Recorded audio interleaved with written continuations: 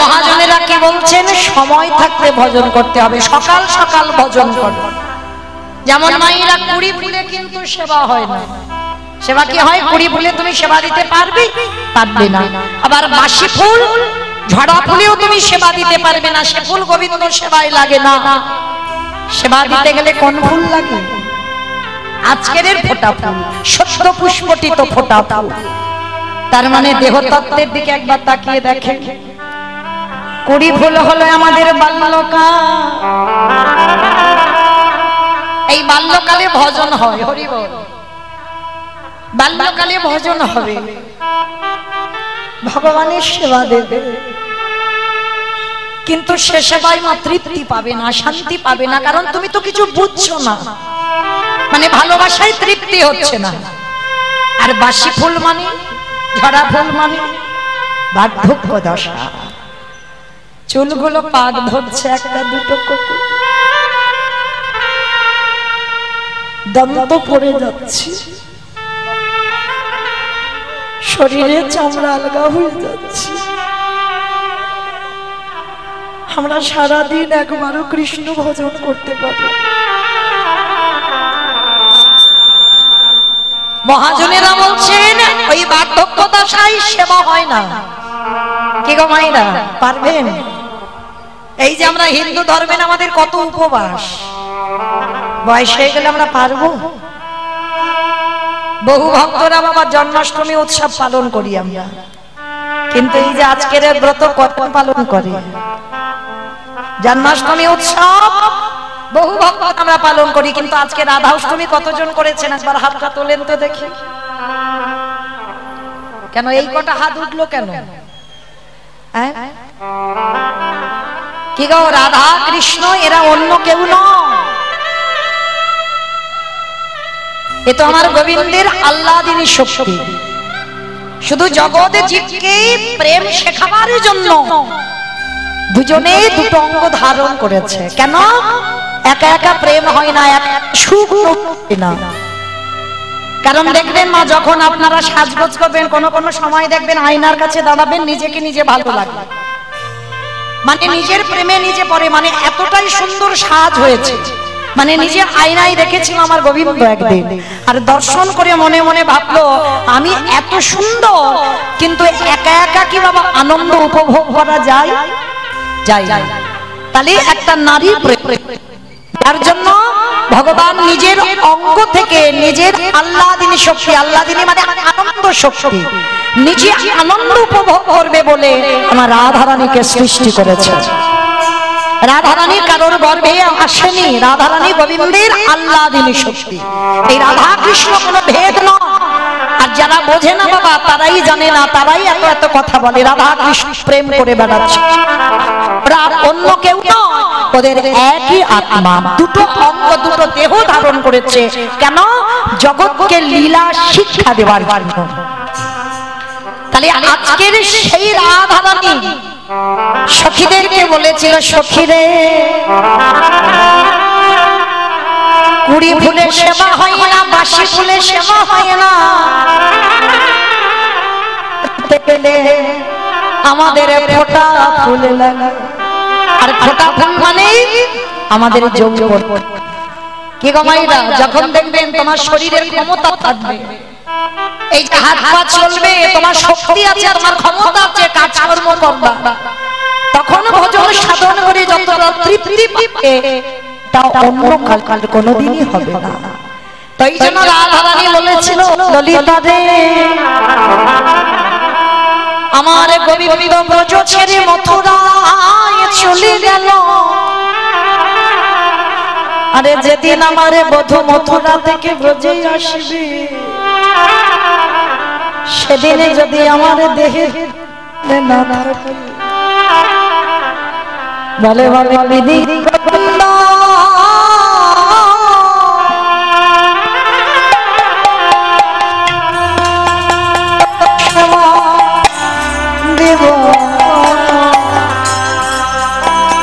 আমার যৌবন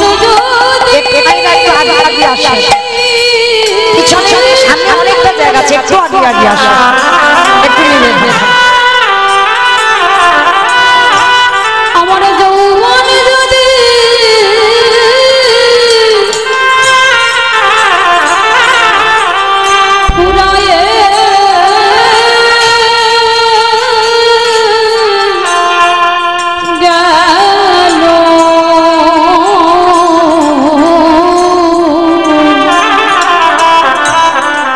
বলে কি দিয়ে গোবিন্দ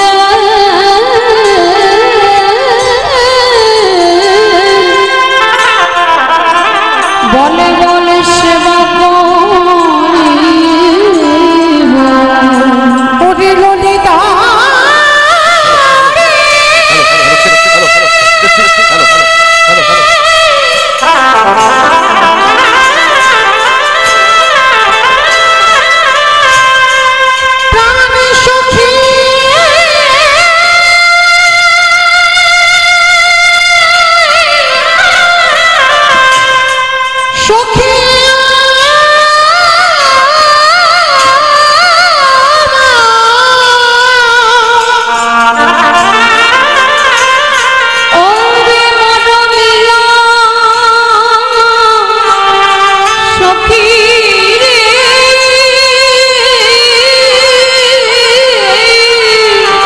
আমারে বধূ যেদিন এই ব্রজে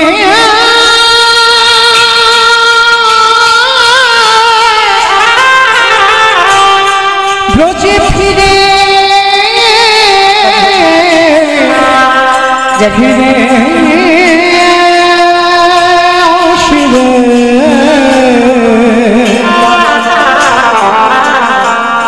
বলে বলে সেদিন কি দিয়ে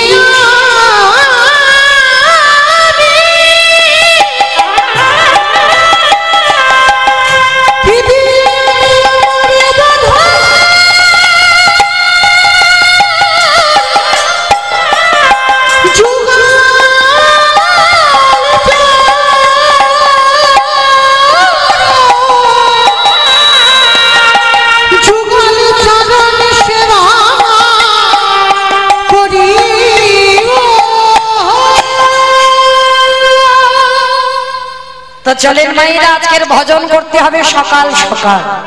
তো যাই হোক, আজকের আমরা পূর্ণ লগ্নে সবাই একত্রিত হয়েছি। সবাই মায়েরা কিছুক্ষণের জন্য চলে যাব শ্রীধাম নদিয়া নবদ্বীপ ধাম। কি মায়েরা সবাই একটু নদিয়ায় যাবেন? তো সবাই যাবেন? তা সবাই যদি যায় তাহলে কীর্তন হবে কাকে নিয়ে? কি গো, কেউ যাব না? সবার দেহগুলো থাকবে এখানে, মনগুলো যাবে সুরধ্বনি গঙ্গার তীর। কেমন? তো চলেন সুরধ্বনি গঙ্গার তীরে গিয়ে দেখবো প্রভু যেদিন আবির্ভূত হয়েছিলেন সেদিনটা সময়টা কেমন ছিল জানো? আজ নদী গা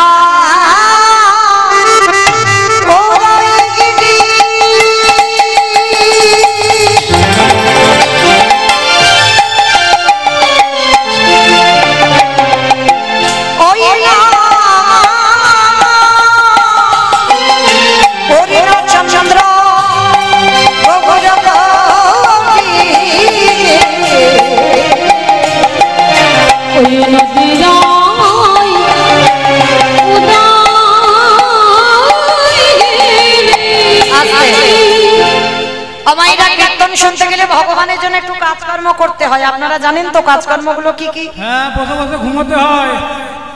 সন্ধ্যাবেলাকে ঘুমায়? ঘুমাতে নেই। কীর্তন শুনতে গেলে তিনটে বস্তু দরকার: শঙ্খধ্বনি, উলুধ্বনি, আর যাদের যাদের হাতগুলো এসেছে। যাদের আসেনি বলবো না, যাদের হাত আছে। কি মায়েরা সবার হাত আছে তো? কই একবার দেখান তো দেখি। নিতাই গৌর প্রেমানন্দে হরি বল হরি বল। বাহ! তা যাদের যাদের হাত আছে একটু উলুধ্বনি বা সন্ধ্যাবেলা। আজ নদী গা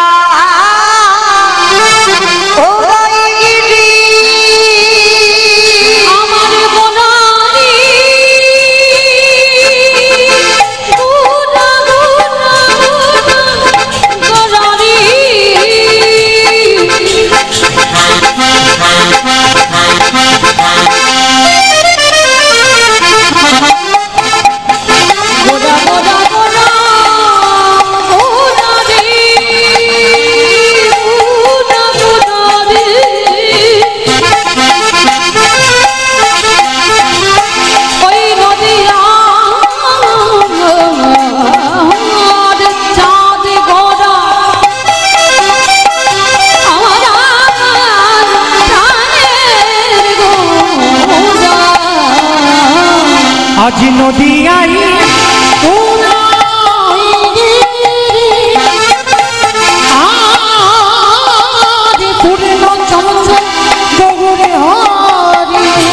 কৃপা কৃপা করি হইল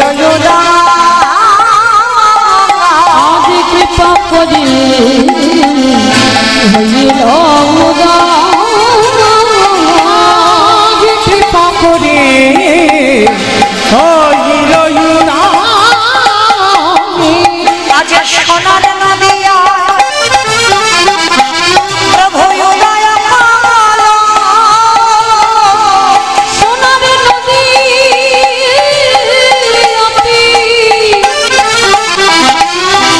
গৌরদাই বলি রাধে দয়া রাধে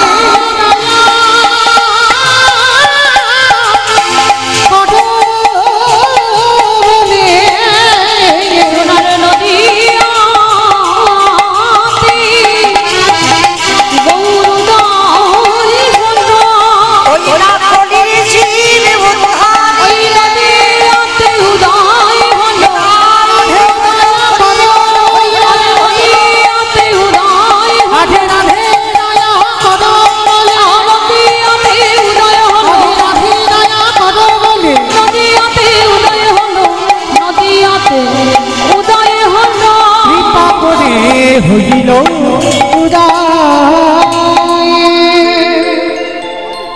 মাইনা এইবার একটু আমি বলবো মন প্রাণ দিয়ে আস্বাদন করবে নিস্তব্ধ হয়ে, কেমন কোনো কথা নয়, কোনো গন্ডগোল নয়।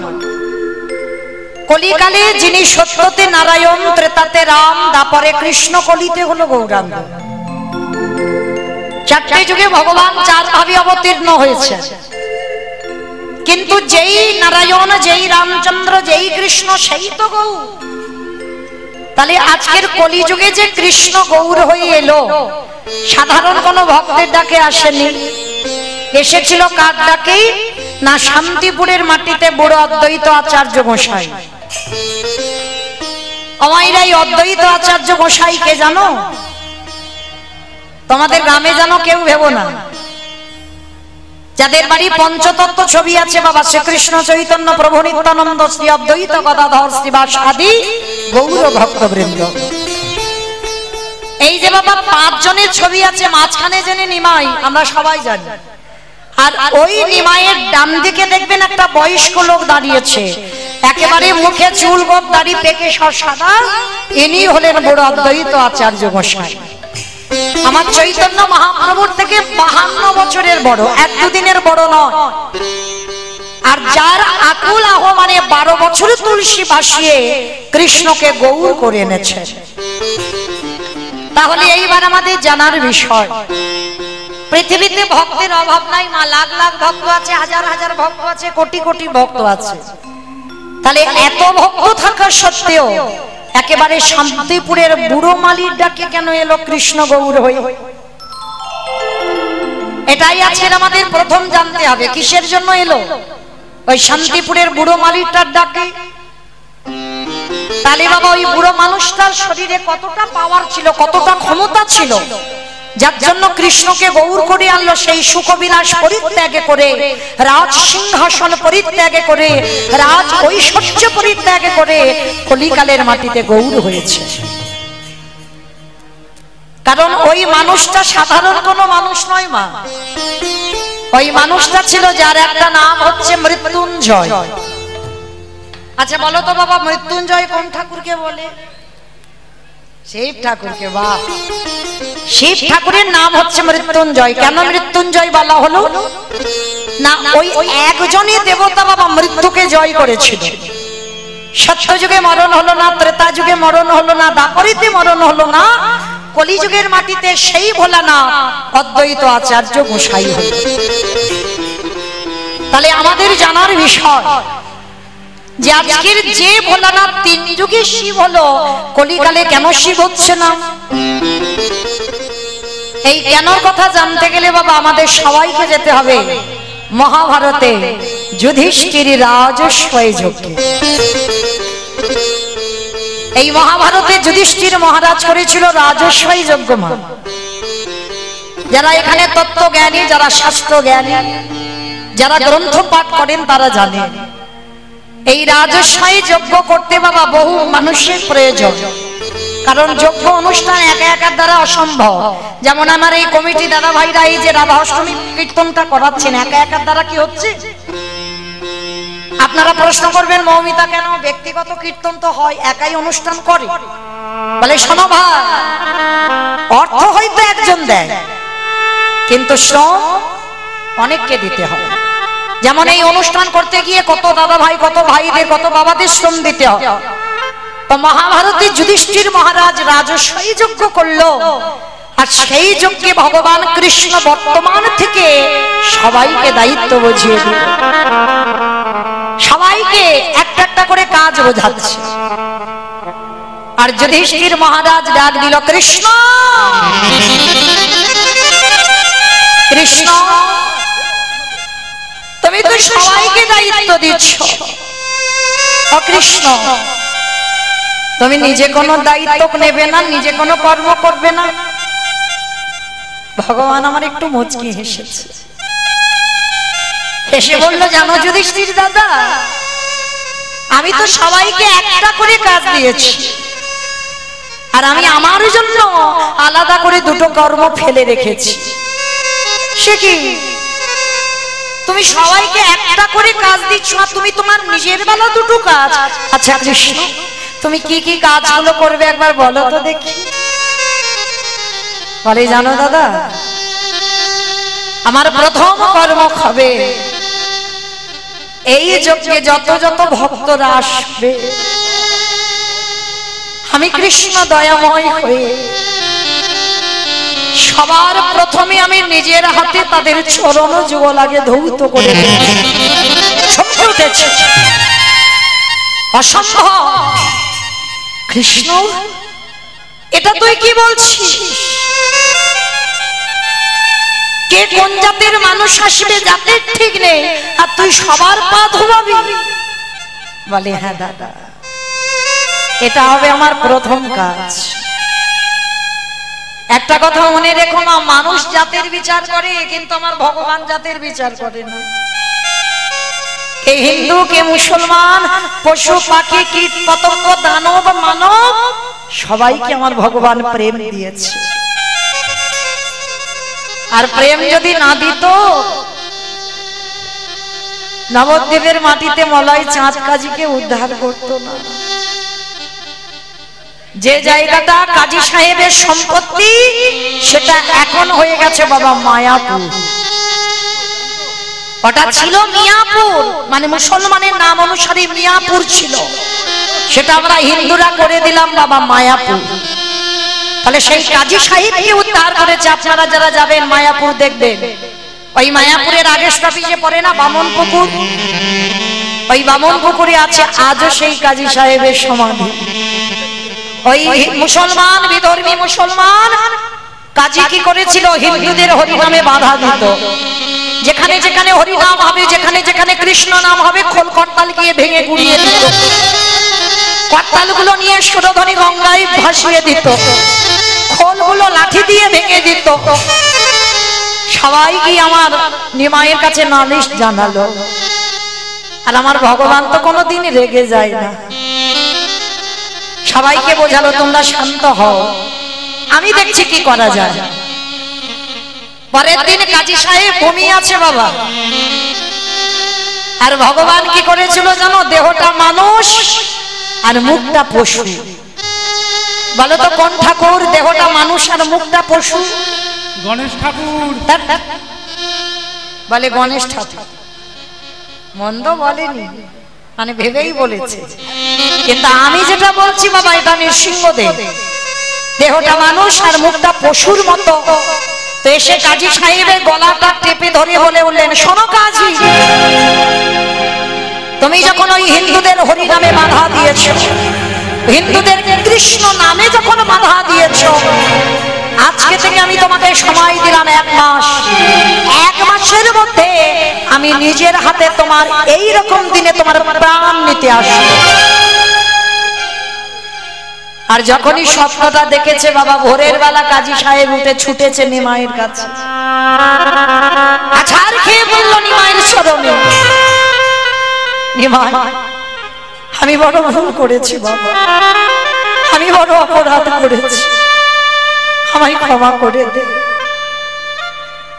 যেই না চরণে লুটি, ভগবান তো মুসলমান বলে পা দিয়ে ঠেলে দেয়, কোলে করে হৃদয়ে জড়িয়ে ধরেছে কাজী। যে আমারে চাই তারই আমি চাই, আর যে আমারে না চাই তারই আমি না চাই। আমার জন্য কেউ যদি এতটুকু ভাবে আমি তার জন্য বিশাল কিছু পারি। যদি একটু জলে ডুব দেয় আমি ভগবান তার জন্য সম্পূর্ণ জলে ডুবে বসে থাকি। তবে আমার চরণে আত্মসমর্পণটা করতে হবে। আর কাজী সাহেব সমর্পণ করলো বলে বিধর্মী মুসলমানেরা কি করেছিল জানো? কাজী সাহেবকে এক ঘরে করে দিয়েছিল। বলেছিল কাজী সাহেব যখন হিন্দুদের হরিনামে যোগ দিল, তাহলে ওই কাজীকে, ওই কাজীর মৃত্যুর সময় আমরা কেউ ওর মুখে জল দিতে যাব না। আর কাজী যখন মরে যাবে, কাজীর দেহটা নিয়ে কেউ আমরা কবরস্থানে নিয়ে যাব না। ছুটে গেল আমার নিমাইয়ের চরণে। নিমাই, তোর হরিনাম ভালোবাসলাম বলে আমার মুসলমান সমাজ ক্ষিপ্ত হয়ে উঠলো, আমাকে এক ঘরে করে দিয়েছে। আমার মৃত্যুর সময় নাকি তারা জলও পর্যন্ত দেবে না। আমার প্রভু হেসে বলেছিল দরকার নেই, কারণ এই পৃথিবীতে যার কেহ না আমি আছি। এই পৃথিবী যার কেউ থাকে না, তার জন্য তো আমি বসে আছি তাকে পার করাবার জন্য। এই কাজী সাহেবের মৃত্যু যন্ত্রণা হয়েছিল মা। মৃত্যুর সময় একটু পিপাসার জলের জন্য ছটফট করে কেঁদেছিল, কেউ জল দেয়নি। আমার মহাপ্রভু মুসলমান বলে ভাবেনি, নিজের হাতে নিজের খাবারের গ্লাসে জল এনে কাজী সাহেবকে খাইয়েছিল। পরশমণির পরশে লোহা যদি শোনা হয় গো, আমার ভগবানের পরশেও অভক্ত ভক্তে পরিণত। যেই না আমার কাজী সাহেবের মৃত্যু হলো, কেউ তো ছুতেও এলো না। আর মহাপ্রভু কি করেছিল জানো? নিজের হাতে কাজীকে বুকে করে জড়িয়ে ধরে, মুসলমান বলে ঘৃণা করিনি, নিজের হাতে কাজী সাহেবের কবর দিয়েছিল, কেউ আসে। আর কাজী সাহেবের বলেছিল ওর ওই কবরের উপরে কেউ ফুলও দেবে না। মহাপ্রভু বলেছিল দরকার নেই, কেউ মরে গেলে একদিন ফুল দেবে, দুদিন দেবে, কিন্তু ভক্তের জন্য আমি এমন ব্যবস্থা করি সারা জীবন যেন তার ফুলের অভাব না হয়। আজও গিয়ে দেখবেন কাজীর সমাধির উপরে একটা গাছ পোতা হয়েছে, চাপা ফুলের গাছ। একবার যদি যান গিয়ে ওই চাপা ফুল গাছটাকে পরশ করে, ওটা আমার মহাপ্রভুর নিজের হাতে লাগানো গাছ। মানুষ কবরের উপরে একটা দুটো ফুল দেবে, আর ওই চাপা ফুল থেকে, চাপা ফুলের গাছ থেকে শত শত ফুল ওই কাজী সাহেবের কবরের উপরে পড়ে। তাহলে ভগবান কি কোনদিন জাত বিচার করে? মানুষ করে। আজকের সেই ভগবান রাজস্বই যোগে পা ধোয়ার দায়িত্বটা নিয়েছে। আচ্ছা মা, এই জায়গাটা একটু ভেবে দেখেন তো, ভগবান হয়ে পা ধোয়াবে কেন? যার কোনো কিছু অভাব নেই, যে মনে করলে একটা সেকেন্ডে পৃথিবীটাকে লয় প্রলয় করে দিতে পারে, যার ইচ্ছাতে মরা গাছে ফুল ফোটে, শুকনো গানে ওজন বয়, যার ইচ্ছাতে জগতে চলে, সেই ভগবান আজকের কিসের জন্য পা ধোয়াচ্ছে? মনে রেখো মা, নিজে আচরি ধর্ম জীবেরই শিকার।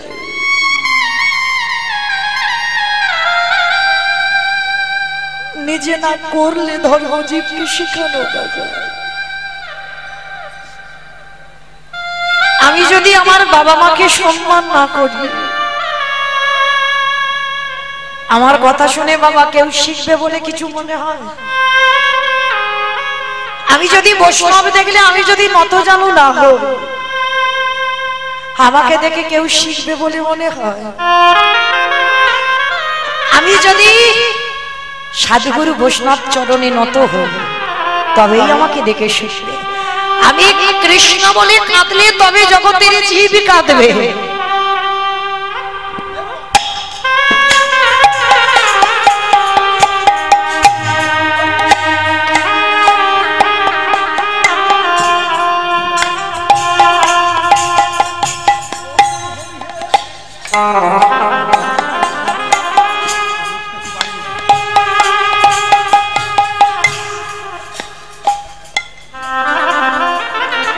যারা শিক্ষা জায়গায় দাঁড়ায় বাবা, তাদের হৃদয়ে যদি প্রেম না থাকে, তাদের হৃদয়ে যদি ভক্তি না থাকে, তাহলে তাদেরকে দেখে শিক্ষা হবে বলে মনে হয়? তাকে আগে নিজের আচরণ ঠিক করতে হবে। তাই তো আমার ব্রজেন্দ্র নন্দন কৃষ্ণ, বিশ্বের স্রষ্টা মালিক ভগবান রাজস্বায়ী যজ্ঞের দরজায় দাঁড়িয়েছে। যারা যারা আসছে ছোট বড় বিচার করছে না, সবার পা ধোয়াচ্ছে। কেন? আপনাদের আমাদের শিক্ষা দিলে। ওরে কলিরিজি, তোদের ঘরেও যদি গুরুজনেরা আসে, সবার প্রথমে পা ধোবার ব্যবস্থাটা করিস। কি মায়েরা করেন আপনারা? বাড়িতে যখন গুরুজন আসে, সবার প্রথমে পা ধোয়া। সে মালাই উঠে গেছে মা, আগেকার দিনে ছিল গো নিয়মগুলো। তবু যদি এই হতভাগিনীর কথা কারণ মনে থাকে, চেষ্টা করবে। বাড়িতে যদি সাধুগুরু বৈষ্ণব আসে, বাড়িতে যদি বছর অন্তর গুরুদেব আসে, সবার আগে আমাদের মনুষ্য জীবনে কর্তব্য নিজের হাতে তাদের চরণ যুগল আগে ধৌত করে দেওয়া। আর সাধুগুরু বৈষ্ণব যদি নাও পান, যে যার ঘরের বাবা মা তো আছে,